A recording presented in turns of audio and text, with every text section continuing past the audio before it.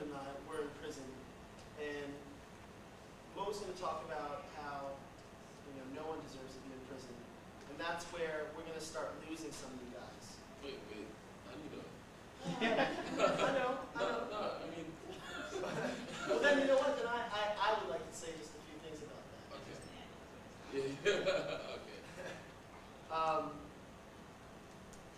When we think about an animal in a cage, we obviously want that animal to be free as animal rights activists. When we think about our fellow comrade that's in prison right now, we obviously want to support that individual that freed those animals, and we want to see them be free. But we need to start looking at more complex issues like the socioeconomic system that we live in that results in people all the time going to jail. People all the time going to privatized prisons and things like that. Through my personal experiences in jail, I would know that I did not think that any of those people deserved to be there. Do I think there should be, corrections in people's lives when people make mistakes? Yes. Do I think prison is that answer? Most certainly not.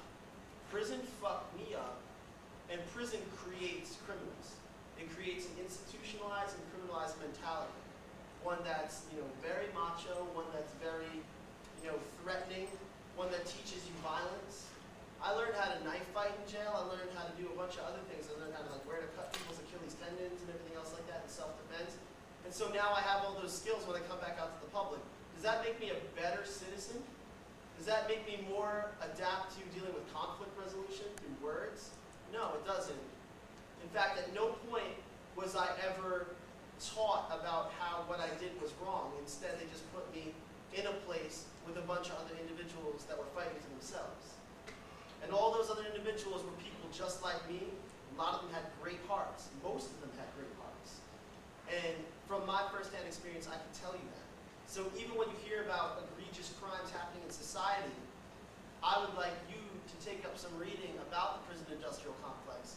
Learn what it does for people. It doesn't really do anything constructive. Instead, it is destructive, and it plants poisonous seeds in people's heads. And by the time someone who did commit a crime gets out, they're either more likely to commit a crime for economic reasons, or more likely, again, to commit a crime because of the violence they were subjected to after they're out. So what it does is self-perpetuates a process of people consistently going back to prison and consistently there being crime on the streets. And that's something I just want to say from firsthand experience. So thanks a lot for having me here. I'll try to do what I do. Can anybody define who or what is a political prisoner from your perspective? What does that mean to you? Anyone? Who or what yet? Is it yet? Someone who is arrested for acting on their beliefs and acting on their principles. Okay, sure. All right. And we just talked about, sort of outreach for folks inside. Why do we do that jail support? Why are we doing that jail support? What are some of the underlying reasons why we do it?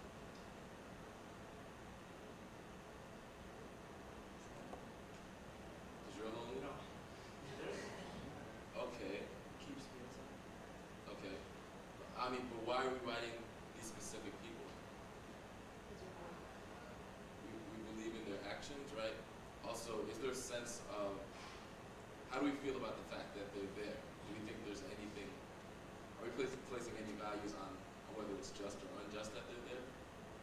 I'm just want to know where we're at here. The fact that our friends, or people that take actions that we support, are in prisons and jails because of those actions. Are we assigning any value on the fact that they're in prison and jail opposed to outside? Would we rather have them outside, or are we saying, well, you committed a crime, you deserve to be in there, but while you're in there, I'm going to write you letters so you won't be over.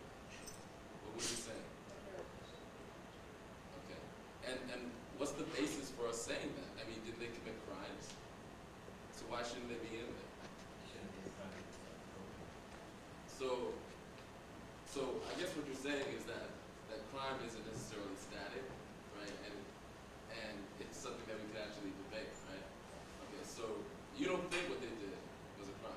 The state thought what they did was a crime. So the state responded by locking them away, right? the reason we don't think they should be in there, and we do jail support, on top of them being our friends, and we believe in what they do and their decisions, we also don't believe that the state acted appropriately and that what they did was criminal to begin with, right?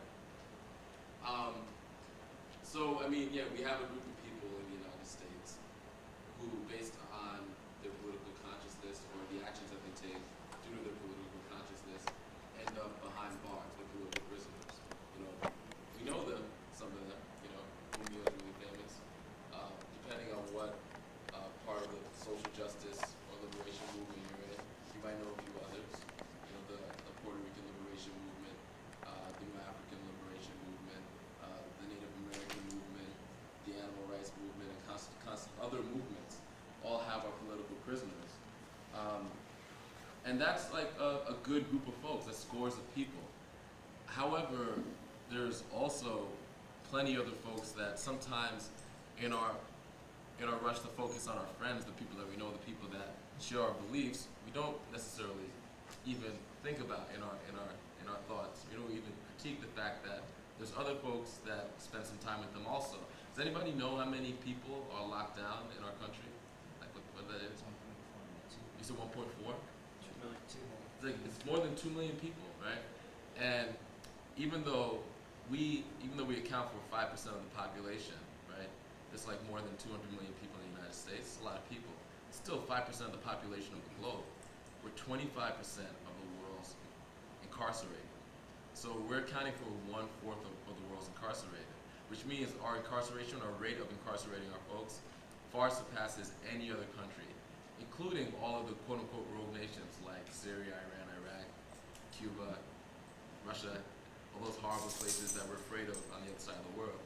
When it comes to the rate at which our country incarcerates our folks, we do it better than anybody else, right? So we could think logically, like, what are the reasons? I mean, is it because our country has a lot of bad people, right? And really, there's just a lot of more bad people in our country. There's a handful of political prisoners that deserve to be released, but you know that the vast majority of the folks, that 2 million people, minus the political prisoners, those are actually real criminals, right? Who actually deserve to be locked up, who we actually feel safer because they're locked away. And it's our friends, the people that commit these very heroic, like political actions, are the ones we need to devote time into freeing. And we don't really need to consider the prisons that they're in, the mechanisms that brought them there, the culture that creates this sense of fear around us, the capitalist structure that benefits from incarceration, because when it comes down to it, they're criminals. But in reality, like we said in the beginning, what's criminal and what's not criminal actually can be debated, and it changes. Andy said something, I'm going to have to disagree with that. He said, prison creates criminals. Laws create criminals, because laws create crimes, and laws change. So in 1960, if I was caught with a pound of weed, right, there was no mandatory minimum sentencing.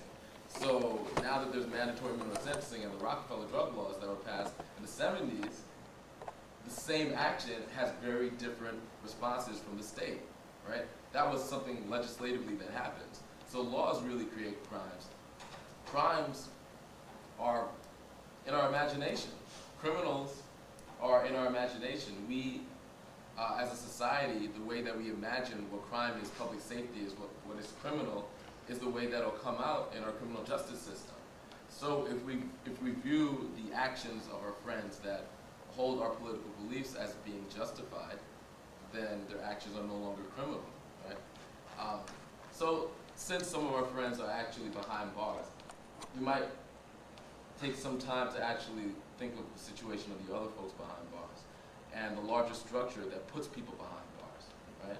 And I think it might be a better end goal to look at that stuff, because if we could figure out what mechanisms put people behind bars and strike those mechanisms directly, right, then we could destroy the system that puts people behind bars and criminalizes people, so that we'll be at a place where